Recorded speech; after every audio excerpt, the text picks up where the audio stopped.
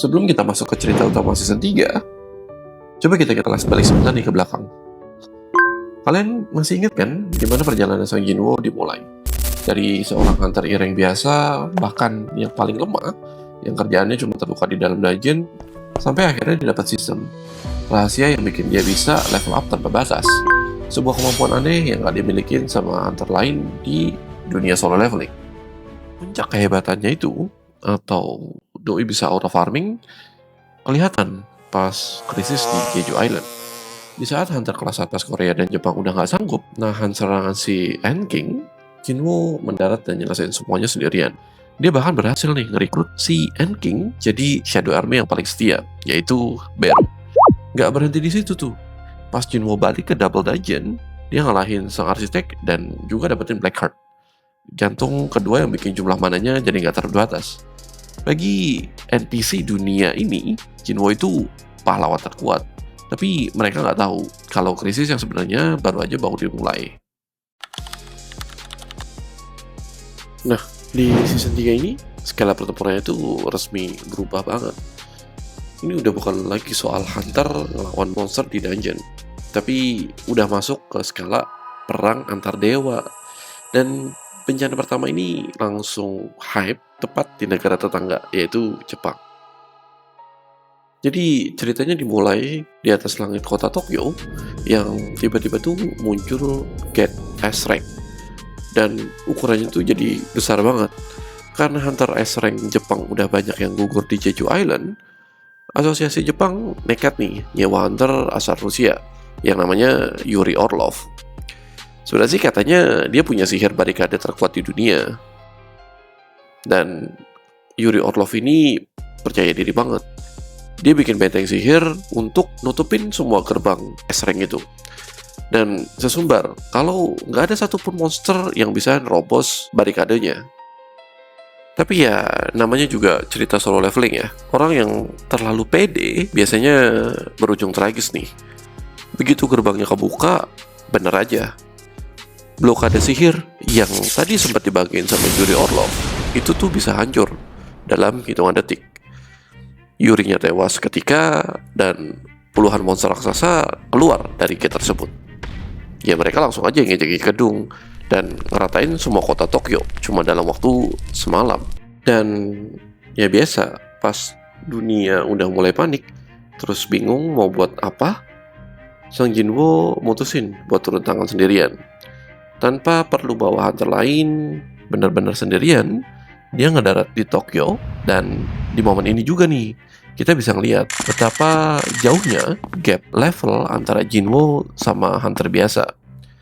Jadi, doi itu cuma ngeluarin satu perintah. Shadow Army-nya keluar langsung nyelimutin seluruh jalanan kota. Monster-monster raksasa yang bikin seisi Jepang ketakutan, justru dihabisin satu persatu sama Beru, Igris, dan pasukan Shadow Army-nya Jinwoo. Dan ya kemudian area bencana berubah jadi total.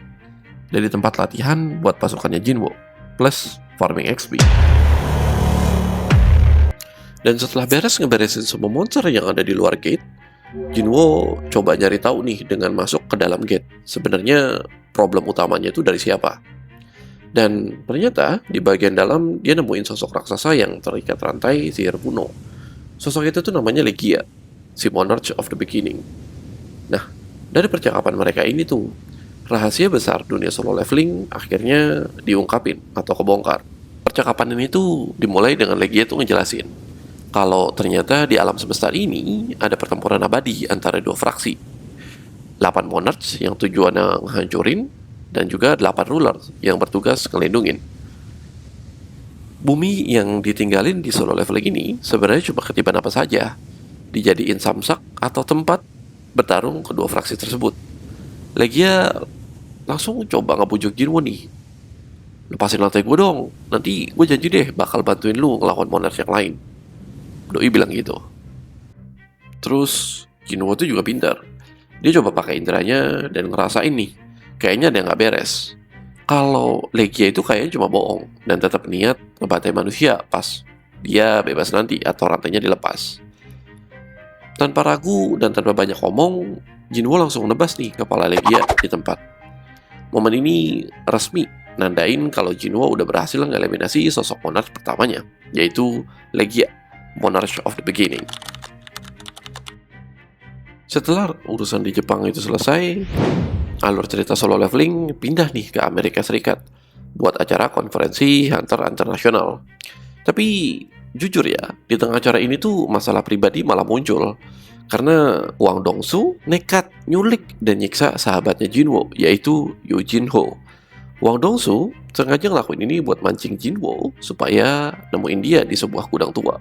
Tapi ya namanya villain model begini ya, si Wang Dongsu tuh kayak nggak sadar aja sih seberapa bahaya keputusan yang diambil. Kalau Doi tahu Song Jinwo itu bisa pindah cepat pakai shadow action yang ada di bayangan Jinho, Jinho tuh langsung coba pindah tempat secara instan, nyebrangin benua langsung. Dan kemunculan Jinwo ini benar-benar dipenuhin aura kebunuh yang dingin banget. Tanpa buang-buang waktu dan tanpa penyesalan, Jinwo langsung pakbuk-pakbuk nih sama Wang Dongsu. Sampai akhirnya Doi dijadiin Shadow Army-nya juga. Jinho berhasil diselamatin, tapi insiden ini langsung memicu kemurkaan dari guild terbesar di Amerika Serikat, yaitu Scavenger Guild. Dengan kondisi Wang Dongsu yang udah dibikin babak belur sama Jinwo, akhirnya Thomas Sandi itu marah besar. Dia tahu ada salah satu anak buahnya yang dibikin babak belur sama Jinwo ini. Thomas ini adalah Hunter National Class nomor 1 di Amerika yang dijuluki sebagai Goliath. Dia punya skill reinforcement yang bisa ngelapisin tubuhnya dengan zirah emas raksasa dan punya pertahanan fisik mutlak. Di sebuah area, Thomas tuh mimpin puluhan Hunter S-Rank buat ngepung Jinwo dan ngajakin Jinwo duel di area tersebut. Dan banyak yang nyangka pertarungan ini tuh bakal seimbang. Karena Thomas kan udah jelas ya, dia Hunter terkuat di AS dan juga termasuk National Hunter. Tapi kenyataannya Jinwo benar-benar kontrol jalannya pertarungan nih. Skill gravitasi milik Thomas ditahan pakai tangan kosong, dan lewat kecepatan serta kekuatan fisiknya, Jinwo tuh ngelayangin beberapa pukulan beruntun tanpa henti ke wajah Thomas. Zirah emas Thomas pecah berkeping-keping, wajah sang Goliath babak belur, sampai akhirnya dia dipaksa berlutut tak berdaya. Doi ngaku kok kalau dia tuh kalah. Semua Hunter Amerika yang nonton kejadian itu cuma bisa diam gak percaya kalau Hunter kesayangan mereka dibikin babak belur sama Jinwo. Sebelum akhirnya Yu Jinchul datang untuk melerai pertarungan itu. Setelah sembuh dari rumah sakit, Thomas bukannya dendam, tapi dia malah respect sama kekuatannya Jinwo. Bahkan dia tuh pengen ngasih gift atau hadiah ke Jinwo karena udah sempat bertarung sama dia dan benar-benar diakui nih kekuatannya. Ada sebuah senjata terkuat di dunia yang pernah mau dikasih ke Jinwo, yaitu Kamish Wrath. Sepasang belati yang dibuat dari taring naga Kamish, monster yang dulu pernah hampir ngeratain Amerika. Ini tuh jadi tambahan senjata yang luar biasa banget buat Jinwo, karena dikasih cuma-cuma sama Thomas Andre. Tapi ketenangan dan suasana ini tuh nggak bertahan lama. Tepat di saat Jinwo dapat senjata barunya, ancaman yang jauh lebih gelap udah sampai nih di tanah kelahirannya, yaitu di Korea. 3 Monarch dari fraksi kegelapan, Frost Monarch, Beast Monarch, dan Plague Monarch udah berdiri di atas pilar gedung kota Seoul.